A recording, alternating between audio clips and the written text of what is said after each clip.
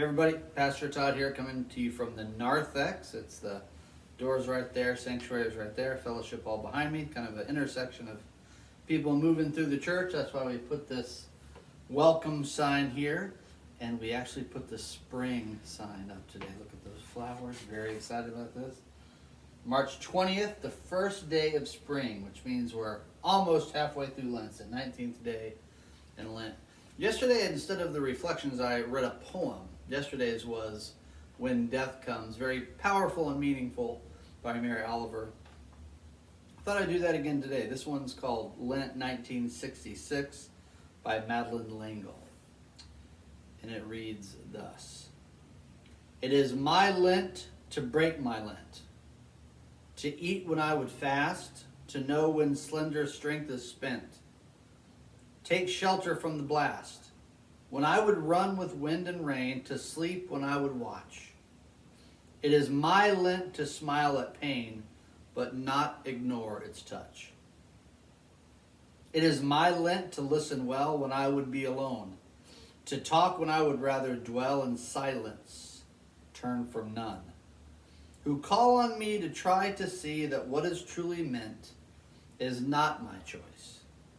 If Christ's I'd be, it's thus I'll keep my Lent.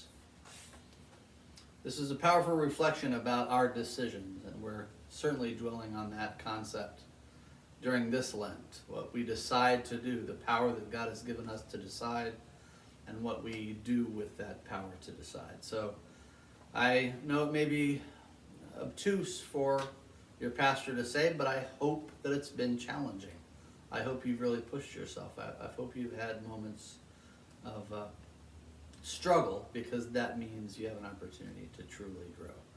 I want to say again, thank you to all those who came out yesterday to support me in the Polar Plunge, benefiting my friend Abby, organization focused on teen suicide prevention and mental health awareness. Had a great time, had a green mohawk to entice you to give, you gave, and now I had to cut it off. Couldn't worship with a green mohawk.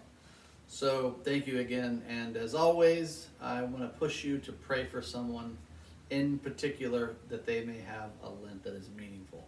Now, some of you may be watching this and you haven't been praying for someone. You hear me ask this at the end. You're watching the reflections, but you said, I didn't watch the first 4 or 5. I didn't know about this praying for someone in particular. It's never too late. Just now is the time. Now is the time to pick it back up if you haven't, or to decide on someone. It's halfway through, but God wants you if you decide to love and know God, the very first day that you can speak or the last day that you can speak, God wants you whenever you want to come. So God will listen to your prayer even though it's halfway through Lent. Pick someone that you know needs it. Maybe you know someone that needs some transformation. Pray for them, that they will take this Lent, the Lenten journey seriously. And I'll see you tomorrow.